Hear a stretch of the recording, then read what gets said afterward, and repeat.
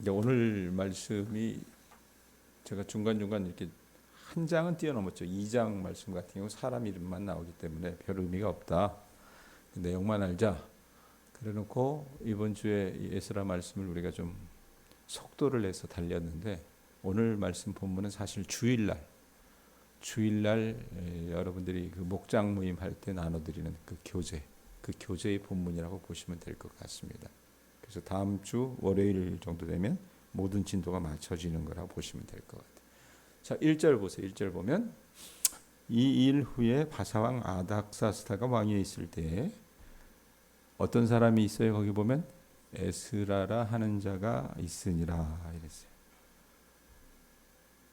자, 에스라를 여러분 나눈다면 앞에 1장부터 6장까지가 한 묶음입니다. 그러고 나서 이제 7장부터 이어지는 거예요. 그런데 거기 보면 이 일 후에라고, 이 일이 뭘까? 이제껏 여러분 우리가 공부했었던 에스라 1장부터 6장까지의 내용을 말하는데, 어떤 내용이었어요? 바벨론에서 이 고레스의 칙령이 내려서 1차로 귀환했던 이스라엘 사람들이 영적인 공동체로서 의미를 다시 한번 확립하기 위해서 그들이 어떻게 해요? 하나님 앞에 절기도 지내고 감격해서, 그리고 성전 건축도 시작하자 그래서 착공을 했는데 사마리아 사람들이 방해를 놨잖아요. 그래서 중단이 됩니다. 그리고 어제 우리가 여러분 같이 나눴던 말씀 6장 말씀처럼 하나님께서 그들을 돌보셔서 선지자 학개와 스가랴를 보내서 꾸짖게 하심으로 마침내 그 성전이 16년째에 다시 재건이 되기 시작을 하고, 그러고 나서 그 성전이 더 완공이 된 다음에 한 4년 걸렸다 그랬잖아요. 그리고 히스기야 요시야 시대에 6월절을 지켰었다 그랬는데, 요시야가 거의 끝마금에 있었던 왕이었었잖아요. 요시야 때에 6월절 지키고 나서 딱 100년 만에 다시 6월절을 지키게 되는 영광스럽고 아름다운 장면, 어제 우리가 봤어요. 그들이 감사하고 제물을 바치고 이랬던 그 내용을 이 일 후에라고 했을 때 그 일이 이 일입니다. 네? 자, 그게 어느 때에 이루어졌냐? 거의 대부분 고레스가 칙령을 내리고 나서 다리오 때. 다리오가 여러분 제가 누구라고 했냐면 고레스 여러분 사위라고 얘기를 했잖아요. 그러니까 캄비세스라고 하는 이 고레스의 아들이 있긴 했어요. 근데 이 아들이 자식이 없었던 것 같아서 딸의 남편인 사위를 데려다가 이 페르시아의 3대 왕으로 삼는데, 그 다리오 때에 이 1장부터 6장까지 내용의 거의 전부가 이루어진다고 보시면 될 것 같아요. 자, 그런데 1절 다시 보세요. 이 일 후에 이래놓고 바사왕, 이 페르시아 왕 누구라고 써 있어요? 거기 보면 아닥사스다. 왕이 또 바뀌네. 예? 왕의 이름이 아닥사스다입니다. 아닥사스다. 이 아닥사스다는 이 페르시아 바사의 5번째 왕입니다. 다리오 왕의 손자라고 보시면 될 것 같아요. 이 수르바벨과 예수아에 의해서 완성된 성전 건축이 주전 515년에 일이었고, 에스라가 바벨론으로 이렇게 돌아온 시기가 어느 때였냐면 그 시기보다 한 57년 뒤처진 주전 458년 정도 시간이 흐른 때에, 그때에 바사라고 하는 이 큰 제국을 다스렸던 왕이 5번째 왕이었던 아닥사스다라는 얘기입니다.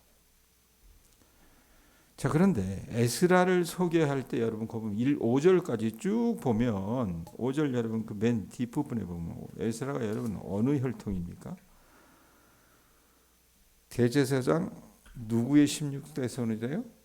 아론의 16대 손이라 이렇게 얘기를 해요. 여러분 우리가 에스라서 말씀 우리가 보면서 1장부터 6장까지가 한 묶음이라고 제가 종전에 얘기했어요. 초막절도 지키고 유월절도 지키면서 제위를 회복하고, 그 다음에 중단됐던 성전도 다시 완성을 시켰습니다. 어떻게 보면 이제 그릇을 만든 거라고 보시면 될 것 같아요. 그러면 만들어진 그릇에 여러분 내용물을 담아야 되잖아요. 그럼 그 내용물을 누가 담겠어요? 사람이 담아야죠. 하나님이 쓰시는 사람이 담아야 된다고 말입니다. 예? 그러면 그 인물이 과연 누굴까라고 소개하면서 에스라서는 제사장의 후손이요 학사였던 에스라를 어떻게 기명을 한다고 말입니다. 그래서 1절부터 5절까지가 그 에스라가 어떤 혈통을 갖고 있었는지 족보를 이야기하고 그것을 통해서 대제사장의 후손이었던 에스라가 이 일에 적합한 사람이었다라고 나름 소개하고 있다고 보시면 될 것 같아요. 자, 이 에스라가 올라와요. 6절 보세요. 6절. 이 에스라가 바벨론에서 올라왔으니 그러면서 이 사람을 소개합니다. 그는 이스라엘의 하나님 여호와께서 주신 모세의 율법에 익숙한 학자로서 그의 하나님 여호와의 도우심을 입음으로 왕에게 구하는 것은 다 받는 자이더니 이 표현이 있어요. 우리는 자꾸 이제 우리가 기독교라고 하는 종교를 믿기 때문에 모든 것을 기독교식으로 생각을 해요. 그런데 여러분 세계사 속에서 세계 역사 속에서 하나님께서 일하시는 거거든요. 그러니까 우리가 보는 역사의 지평을 좀 넓게 볼 필요가 있어요. 말씀에 보면 뭐라고 얘기합니까?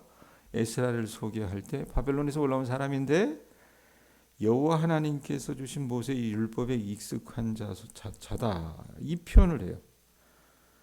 그러면 우리가 생각했을 때는 아론은 16대 손이고 이 하나님께서 주신 그 모세의 율법에 익숙한 자면 제사장의 혈통이면서 굉장히 신앙심이 깊었겠다. 거기까지는 우리가 추측을 해요. 그런데 거기 보면 뭐라고 얘기합니까? 학자라고 하는 표현이 있잖아요. 이게 번역이 이게 앞뒤가 뒤바뀌어서 돼 있는지는 모르겠는데 익숙한 학자라는 표현이 뭐냐면 원래는 옛날 개혁성경에는 학사라고 그렇게 표현을 했습니다.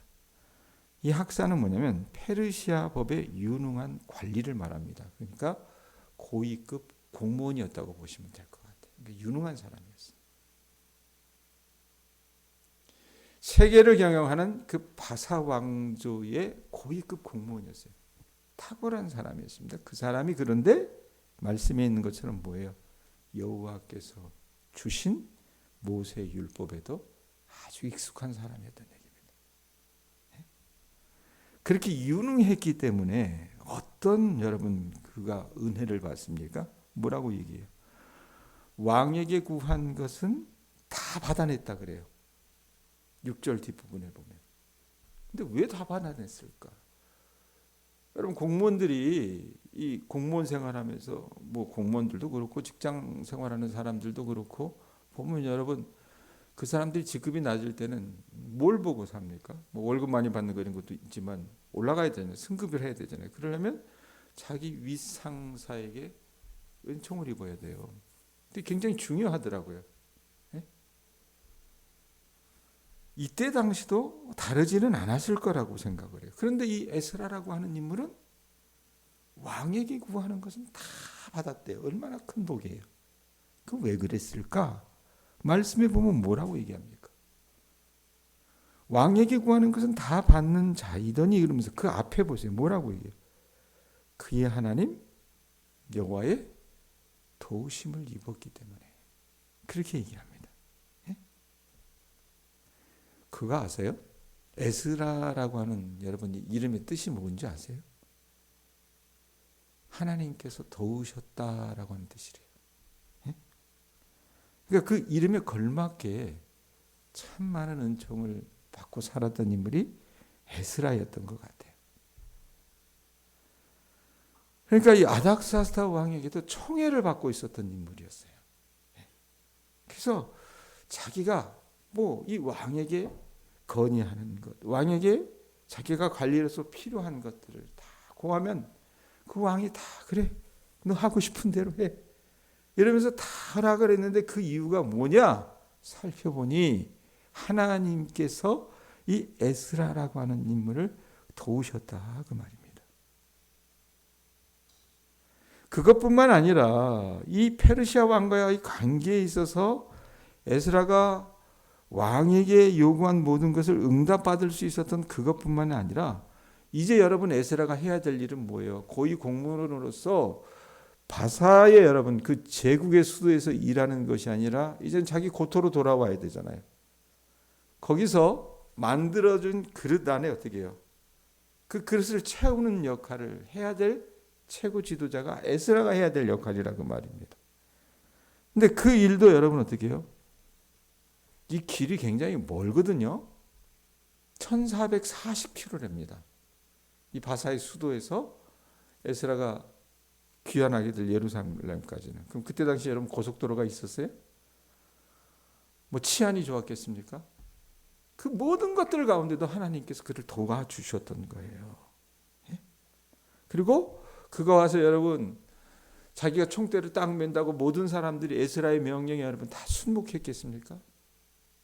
인간이라고 하는 것이 여러분 제일 오묘하잖아요. 사람 마음을 얻는 게 여러분 쉽지 않습니다. 그런데 그 모든 역할을 하나님께서 도우셨기에 그가 감당할 수 있었다라는 얘기입니다. 시편 127편 1절에서 2절 말씀 우리 알죠? 어떤 말씀입니까? 여호와께서 집을 세우지 아니하시면 세우는 자의 수고가 헛되며 여호와께서 성을 지키지 아니하시면 파수꾼의 깨어있음이 헛되도다. 이러면서 너희가 일찍이 일어나고 늦게 누우며 수고의 떡을 먹음이 헛되도다라고 얘기를 해요. 자, 이 세상은 여러분 우리에게 뭘 가르쳐 줍니까? 어떻게 하면 세상을 우리가 영민하게 영특하게 살아갈 수 있는지. 그래서 우리는 어때요? 우리의 힘과 우리 여러분 머리만 믿고 살려고 애를 써요. 그러다 보면 한계에 부닥친다 그 말입니다. 그런데 여러분 오늘 말씀을 보면 우리가 살아갈 수 있는 방법이 있어요. 우리가 살아가면서 무슨 일을 만나든지 형통함을 여러분 추구할 수 있는 방법이 있습니다. 그게 뭡니까? 에스라에게 임하셨던 하나님의 도우심이 임하셔야 된다는 얘기입니다. 아셨어요? 오늘 하루도 우리 교우들이 그런 은혜를 구하면서 나가주셨으면 좋겠다라는 생각이 들어요. 7절 8절 보세요. 자, 아닥사스다 왕 제7년에 이스라엘 자손과 제사장들과 레위 사람들과 노래하는 자들과 문지기들과 느디님 사람들 중에 몇 사람이 예루살렘으로 올라올 때, 그러니까 2차 귀환을 하는 거예요. 첫 번째는 누구를 보냈어요? 수룹바벨과 예수아라고 하는 총독과 대제사장을 보내가지고 이 사람들이 와서 했던 것이 뭡니까? 절기를 지키고 성전을 재건하는 일들을 하고 나서, 그러고 나서 시간이 흘러서 57년 후에 이 에스라와 함께 이들이 올라올 때 8절 보세요. 누가 올라왔어요? 그들이 올라올 때 이 에스라가 올라왔으니 왕의 제7년 다섯째 달이다 이랬습니다. 이것도 은혜예요. 혼자 에스라가 올라온 것이 아니라 하나님이 그를 돕는 사람들과 함께 2차 행렬에 동참하게 하셨다고 말입니다. 자, 이렇게 에스라와 그의 무리들은 언제 그 발걸음을 시작했냐면 그들의 이 달력으로 얘기하면 정월에 바벨론을 떠나서 5월에 예루살렘에 도착을 합니다. 그러니까 넉 달 정도의 시간이 걸린 거예요. 아까도 말했듯이 에스라의 여행은 1440km에 이르는 거칠고 험한 광야길을 그들이 통과해야 했다고 말입니다. 도둑을 만날 줄 어떻게 알아요? 강도를 만날 줄 어떻게 압니까? 네? 그 광야 속에서 여러분 얼마나 사나운 들짐승들이 있는데 그 물려 죽으면 어떻게 해요? 그런데 그 험난한 여정을 마치고 무사히 도착할 수 있었던 것을 9절이 밝힙니다. 9절이 뭐라고 얘기합니까? 첫째 달 초하루에 바벨론에서 길을 떠났고 이러면서 어떤 말이 따라붙어요? 하나님의 선한 손이 도우심을 입어. 하나님의 선한 손에 도우심을 입어 다섯째 달 초하루에 예루살렘에 이르렀다라고 얘기합니다. 누가 도우셨대요? 하나님이 도우셨다는 얘기예요. 예? 자, 에스라는 여러분 말씀드렸듯이 이 학문과 율법에 능통했을 뿐만 아니라 계명과 그 계명의 정신을 삶으로 실천하는 데 탁월했어요. 그가 그렇게 하나님이 자기를 도우셔서 이 아닥사스다 왕의 치하에 있을 때도 관리로서 그 왕에게 총애를 입었던 것은 결국 하나님이 도우셨던 것, 그거 체험했어요. 그리고 이제는 자기 고토로 돌아와서 그가 해야 될 일들을 감당함에 있어서도 회고해 보니 누가 도우셨어요? 하나님의 선한 손의 도우심, 그걸 체험했기 때문에 이젠 그가 하나님 앞에 헌신하고 결단하는 장면이 우리가 오늘 읽었던 마지막 절 10절입니다. 뭐라고 얘기합니까? 에스라가 여호와의 율법을 연구하여 준행하며 율례와 규례를 이스라엘에게 가르치기로 결심하였다. 이거 그 사람이 가장 잘하는 사람이었어요. 하나님이 이렇게 나를 도우시는데 내가 해야 될 일이 이것이구나. 그러면서 그렇게 결단했다라고 하는 것이 오늘 말씀의 내용입니다. 이게 본문 내용이에요. 예? 설교 초대 제가 그런 얘기했어요. 아니 에스라라고 하는 이 작은 책 우리가 보는데 에스라라고 하는 인물이 여러분 어떻게 해요? 중간 지난 7장에 이르러서 비로소 등장을 합니다. 그런데 그의 등장에도 보면 우리가 쭉 보면 여러분 이 말씀 보면서 확인해야 될 게 뭐냐면 이스라엘을 도우시는 하나님의 세밀한 손길을 우리가 발견할 수 있다는 겁니다. 에스라만 도운 게 아니었잖아요. 이 모든 일의 과정에 그들을 돌보시고 도우시는 건 누가 하세요? 하나님이 하셨다는 겁니다. 이들은 여러분 어떻게 보면 다시 일어날, 다시 살아날 가망이 없는 족속이었어요. 70년 노예살이를 했는데 여러분 어떻게 이들에게 회생에 여러분 기미가 있었겠냐 그 말입니다. 그러나 하나님이 하시면 된다 그랬잖아요. 엎질러진 물도 하나님이 하시면 닿는다고 제가 말씀을 드렸어요. 회복이 하나님의 비즈니스라고 제가 말씀을 드렸어요. 그렇기 때문에 하나님께서 어떻게 해요? 돌보셨고 오늘 말씀 같은 경우 어떻게 합니까? 도우셨기 때문에 그 하나님의 모든 것들을 우리가 발견할 수 있다라는 얘기입니다. 세상 일에는 여러분 우연이 있다고 하지만 하나님 나라에는 우연이 없어요. 포로 귀환 후에 이들이 제사를 회복하고 중단되었던 성전을 완공해서 영적 그릇을 준비한 일도 하나님께서 도우셔서 한 일이었고 이제 그 그릇에 적당한 내용물을 담는 일에 앞장설 에스라를 하나님께서 준비시키신 것도 누가 도우셔서 가능한 거예요? 하나님이 도우셔서 가능했던 일이라는 얘기입니다. 여러분 우리도 일상에서 살아가려면 노력을 많이 합니다. 농사 짓는 분들처럼 여러분 수고하는 분들이 어디 있어요? 예? 나름의 수고와 땀방울 흘리려고 굉장히 여러분들이 농번기 때 애를 쓰셨어요. 더군다나 우리 교우들 대부분의 직종이 농업이기 때문에 누구보다도 제 말에 공감하실 것입니다. 우리가 자연인으로서 노력해야 할 일은 모두 우리의 일에 있어서는 최선을 다해야 합니다. 그런데 해마다 농사 지으면서 우리가 인정할 수밖에 없는 것이 뭡니까? 그 모든 게 우리의 힘과 노력만으로는 안 된다는 것을 또 깨닫는다 그 말입니다. 그래서 필요한 게 뭐예요?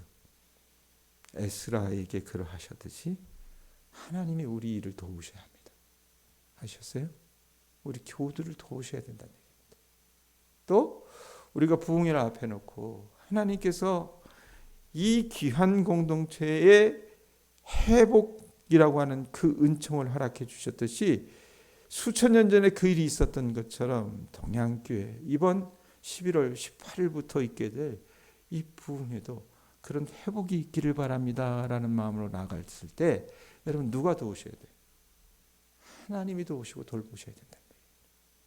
그래서 그런 영적 회복의 일이 우리 교회 안에 나타날 수 있기를 바라고 또 여러분의 일상 생활 속에 삶 속에서 나타날 수 있기를 주님의 이름으로 축원드립니다. 같이 기도하겠습니다.